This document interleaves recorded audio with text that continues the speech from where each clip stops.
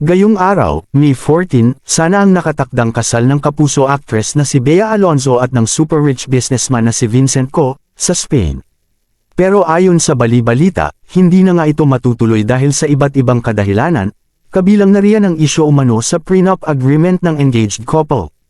Pero ang chika, hindi man matutuloy ang kasal, very much together pa rin daw sina Bea at Vincent, meaning hindi pa sila tuluyang naghihiwalay sa kabila ng pagkansela sa kanilang wedding.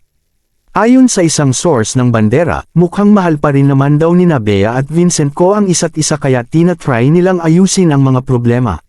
Batay naman sa ulat ng Inquirer Entertainment, literal na malayo ngayon sa isa't isa ang controversial couple kasalukuyang nasa Europe ang aktres habang nasa Pilipinas lang si Vincent.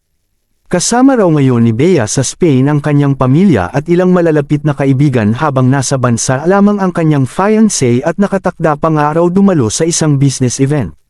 The wedding is supposedly tomorrow, May 14. But it's officially off, ayon sa source ng Inquirer Entertainment.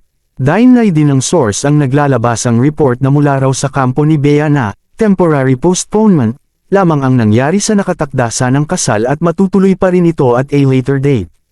That's not true, ayon sa source. They're trying to work it out pa.